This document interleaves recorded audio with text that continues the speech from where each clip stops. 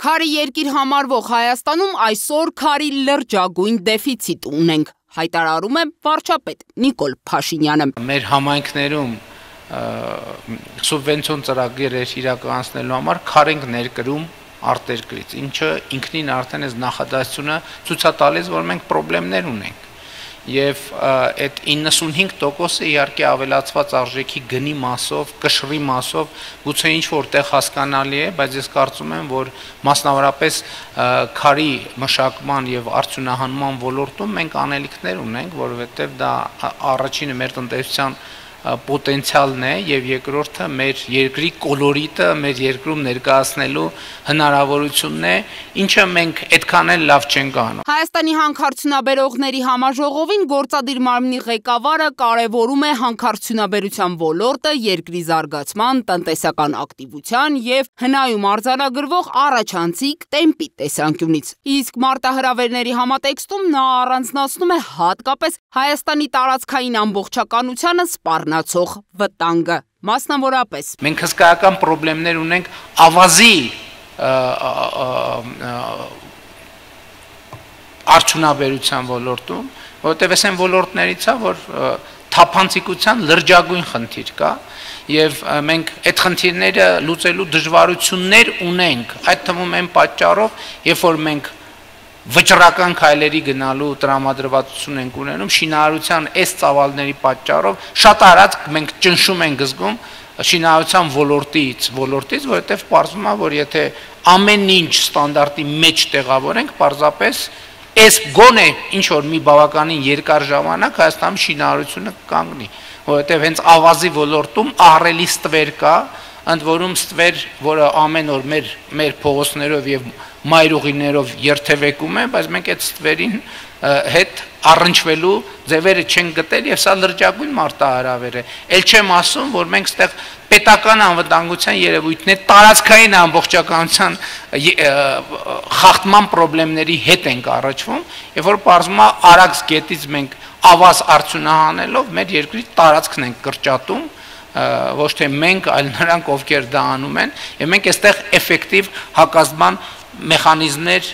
շատ չունենք։ Նիկոլ Փաշինյանը նաև ընդգծում է 2018-ից 2025 թվականներին Զանգեզուրի պղնձամոլիբդենային կոմբինատի նախորդ 7 տարվա համեմատ պետական բյուջե կատարած վճարումները ավելացել են մոտ 148%-ով, այսինքն կրկնակիից ավելի։ Վարչապետի խոսքով սա ոչ միայն նշանակում է, որ կառավարությունը պետական բյուջե եկամուտներ է ավելացնում, այլև մարդկանց մոտ սերմանվում է այն գիտակցումը, որ ընդերքը ժողովրդինն է եւ ժողովուրդն ու պետությունն ավելի մեծ օգուտներ են ստանում սեփական ընդերքի շահագործումից։ Ի վերջո այդ վճարումները դառնում են ճանապարհներ, այդ վճարումները դառնում են դպրոցներ, այդ վճարումները դառնում են մանկապարտեզներ, այդ վճարումները դառնում են անվտանգություն եւ այլն եւ այսպես շարունակ, եւ ես շատ կարեւոր եմ համարում այս հանգամանքը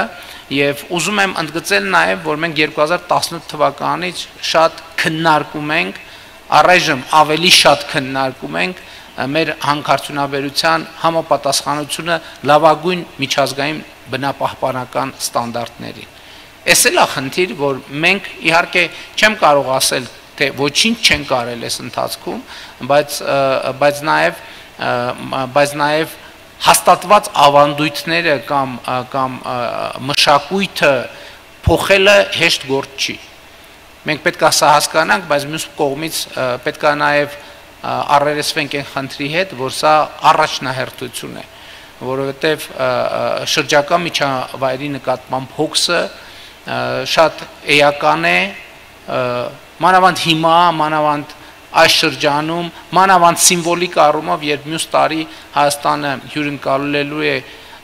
կենսաբազմազանության COP17 համաշխարհային գագաթնաժողովը։ Այնուհետև Փաշինյանն անդրադառնում է նաև միջազգային բարձր չափանիշներին հանքարդյունաբերության համապատասխանությանը։ Այստեղ էլ նշելով, որ հանքարդյունաբերության ոլորտում հաջորդ ռազմավարական խնդիրը արդյունաբերության շղթայի երկարացումն է։ Այս ուղղությամբ եւ կառավարությունը եւ ոլորտի ներկայացուցիչները պետք է սերտ գործակցեն։ Ինչ վերաբերում է Հայաստանում պղնձաձուլարան ունենալու վերաբերյալ քննարկումներին, ապա Փաշինյանը նշում է. Այո, պղնձի հանքաքարի արտահանումը մեր երկրի համար իհարկե մեր տնտեսության համար շատ էական նշանակություն ունի, բայց մենք ի վերջո պետք է մտածենք, թե ինչ կարող ենք անել, որպեսզի Հայաստանում պղնձաձուլարանի արդյունավետ պղնձաձուլարան ունենալու պայմանավորվածությունը իրականություն դառնա, բայց նույնիսկ սա շղթայի ավարտը չէ, որովհետև եթե մենք արդեն ձուլակտորներ կամ մետաղ ենք ստանում, պետք է մտածել այդ շղթայի հետագա երկարացման համար, որպեսզի պղնձի արտադրանքը կամ այն արտադրանքները, որի մեջ պղնձը լայնորեն օգտագործվում է, Հայաստանում այդպիսի արդյունաբերական պլատֆորմներ եւ ներդրումներ նույնպես լինեն, նույնը վերաբերում է ոսկուն եւ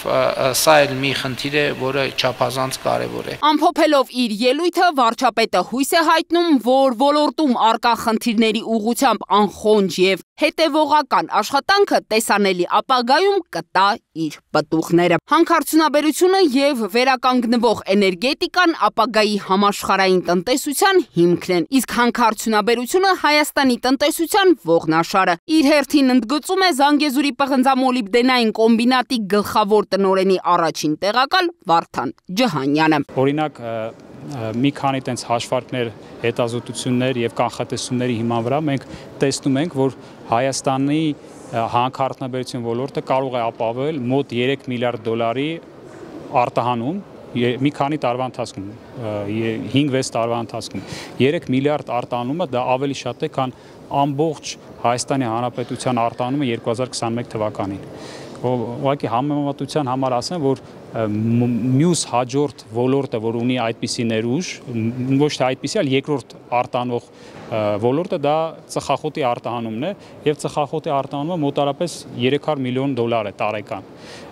Իսկ հաջորդող արտանող ոնց որ ոլորտները շատ ավելի փոքր են։ Իսկ մենք խոսում ենք 3 միլիարդ